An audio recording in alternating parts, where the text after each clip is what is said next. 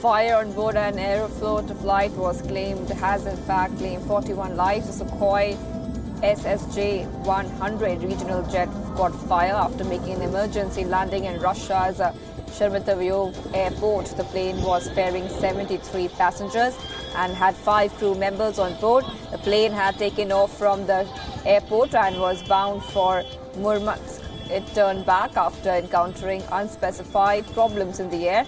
The video film immediately after the landing showed passengers leaping out of the plane onto an inflatable evacuation slide and staggering across the airport's tarmac and grass.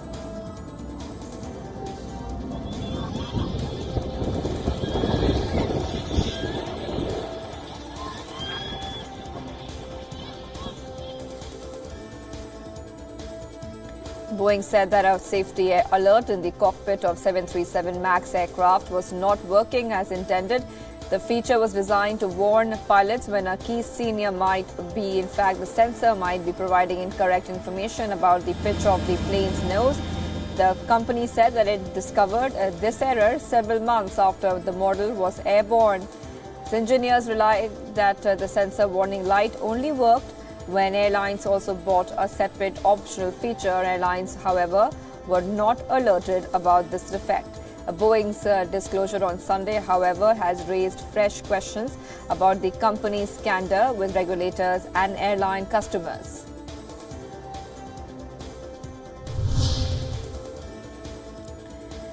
North Korea has conducted a strike drill for multiple launchers. The country fired tactical guided weapons into the East Sea. The military drill was supervised by leader Kim Jong-un. According to reports, the purpose of the drill was to test performance of large-caliber long-range multiple rocket launchers and tactical guided weapons by defense units.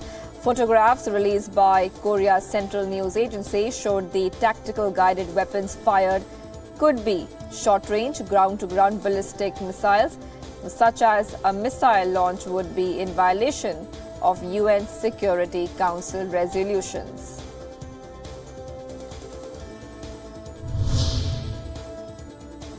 President Donald Trump took to Twitter to turn up the pressure on China. Trump threatened to hike tariffs on $200 billion worth of Chinese goods. Trump twice has pushed back on deadlines in January and March to raise the tariffs in a bid to buy more time for a deal. Over the weekend, Trump tweeted he was losing patience. Trump tweeted, and I quote here, "The trade deal with China continues, but too slowly as they attempt to renegotiate," unquote. Now, the president said that he would raise import taxes on $200 billion of Chinese products to 25% from 10% on Friday.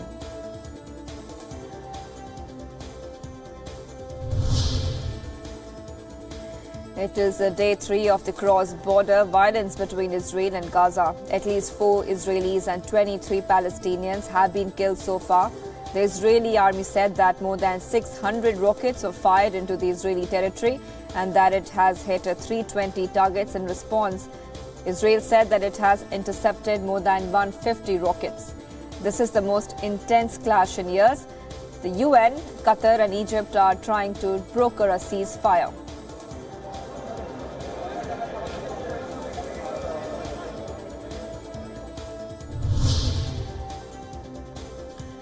Video from the Israeli Defense Force shows that what they say is an Israeli airstrike on a car that killed a Hamas commander. The man was identified as Hamid al-Khudari.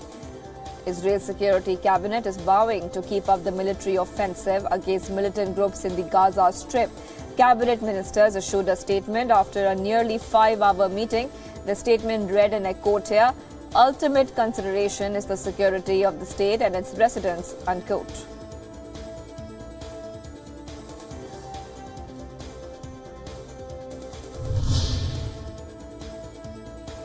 At least 13 police personnel were killed and more than 55, including 20 civilians, hurt when a Taliban suicide bomber detonated his explosives-laden car in northern Afghanistan. President Ashraf Ghani called it an act of terrorism. The Afghan Interior Ministry said that at least 8 militants were involved in the attack. All 8 are reported killed.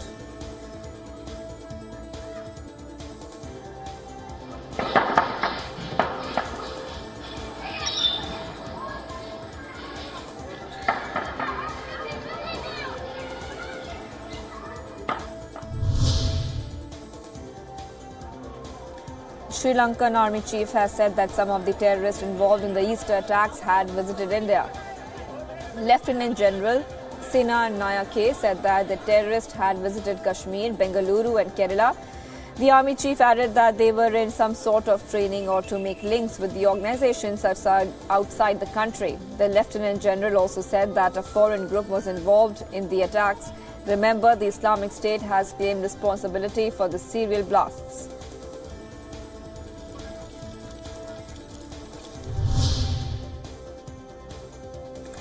The latest from North Macedonia elections.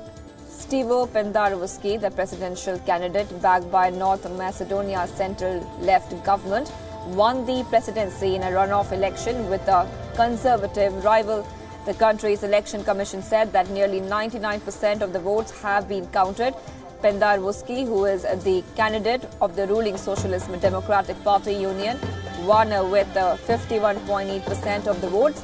Pendarovski said that his win was for a quote-unquote dignified and clever nation, and it had seen people of different ethnic backgrounds and political leanings come together.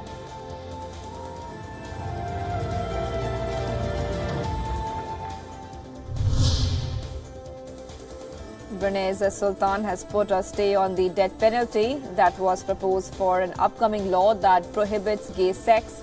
This comes after a global backlash led by celebrities like George Clooney and Elton John. The Southeast Asian country came under fire recently when it proposed to punish sodomy, adultery, rape, with in fact stoning the victims to death.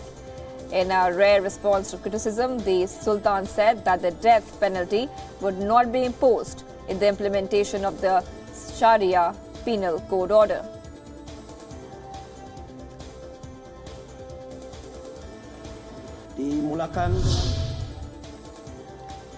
Thousands of people turned out on the streets of Sofia to see Pope Francis and he was driving in his Pope mobile on his way to celebrate the Mass in the Bulgarian capital. The faithful waved flags and cheered as the Pope passed the crowds, waving from his custom-made vehicle. The last Pope to visit Bulgaria was John Paul II in 2002. Around 80% of Bulgaria's population belongs to the Bulgarian Orthodox Church. Catholics are a tiny minority in the country.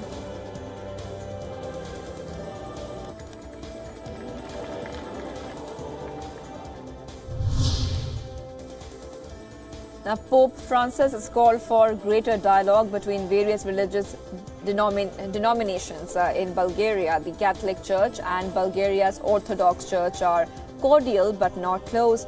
Pope Francis is seeking to have more dialogue with the Orthodox Church, noting that Christianity's shared history of martyrdom and mission. Pope Francis met the head of the Holy Synod, the Bulgarian Church's governing body. The pontiff will visit neighboring North Macedonia next.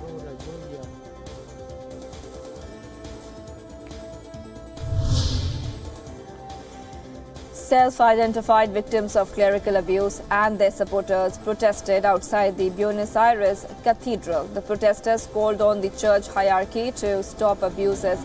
Protesters handed out leaflets to the mass goers at the entrance of the iconic church. Now, during the demonstrations, members of the US-led group, bishopaccountability.org, denounced what they say is the Argentine church's impunity and incredible power. It called for abusers to be thrown out from the Argentine priesthood.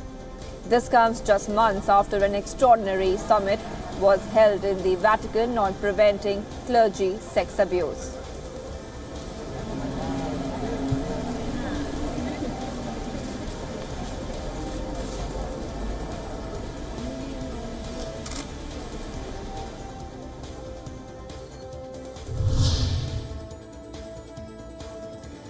The total death toll from Cyclone Fani has risen to 47. This as the cyclone barreled through Bangladesh after wreaking havoc in the eastern India state of Odisha. 14 people have been killed and over 60 injured in Bangladesh. The storm has damaged more than 500 houses in low-lying areas. The casualties in Odisha have spiked to 33. This comes 2 days after Fani hit the state's temple town of Puri.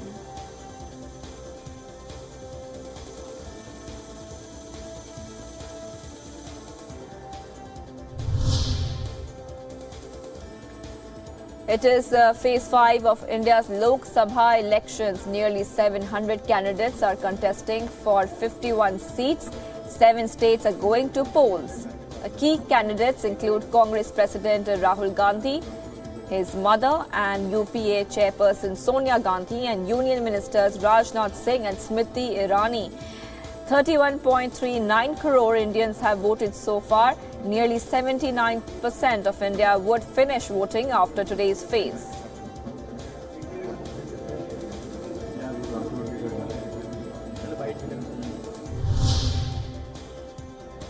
The employees of the debt-laden carrier Jet Airways celebrated the airline's 26th anniversary in New Delhi. The employees said that they still have hope and are very positive that there will soon be a solution to their problems. Jet Airways has been forced to ground its fleet over unpaid dues to leasing companies. Employees have now submitted a proposal to Jet's lenders, led by State Bank of India, where employees themselves take control of the airline with outside assistance.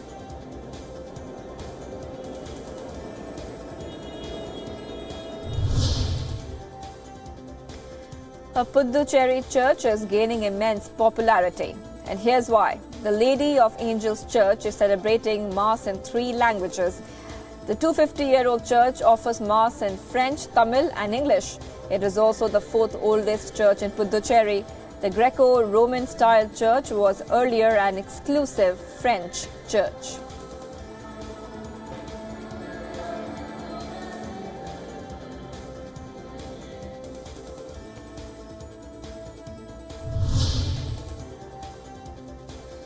China Central Committee of the Communist Youth League and the All China Youth Federation awarded Qi Juntong the May 4th medal for his research and application of drone technology in China.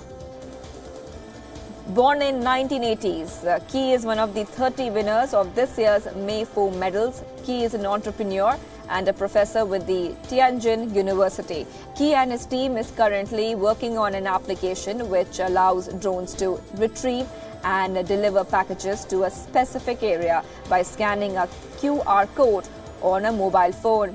His latest drone, Luan Feng, can pick up and deliver packages to destinations of up to 20 kilometers.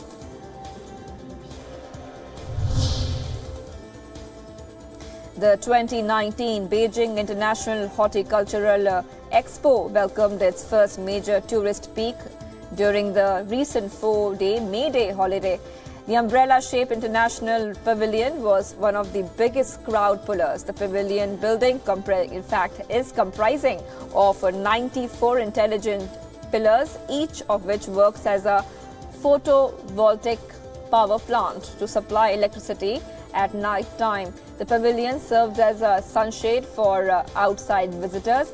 Another eye-catching building at the expo is a pavilion which is made entirely from round pole bamboo sticks and is the largest structure of its kind ever built in North China.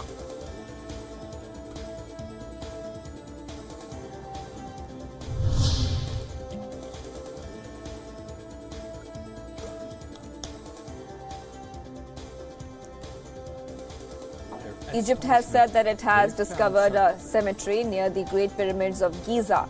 The excavation team uncovered the ancient burial site that dates back to the 5th dynasty. The team was researching for tombs of the late period ranging from 664 to 332 BC. The most prominent figure in the discovery is known as the Behunoika. He was a top judge, priest and supervisor of the construction of the pyramid of Khafre, which happens to be the second largest pyramid in Egypt. Buried with Khafre in the same tomb was also the grand priest of the Holy Court. The colorful wooden artifacts were also discovered.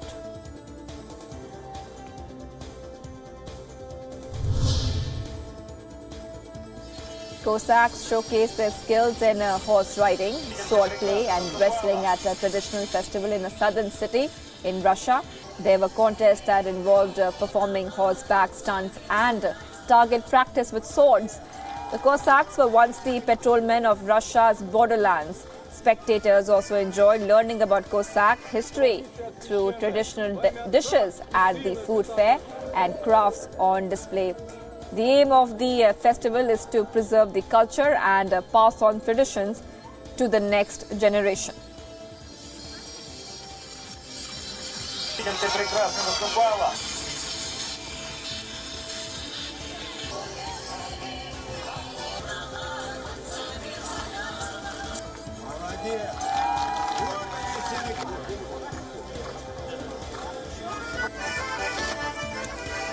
Воды все освещены.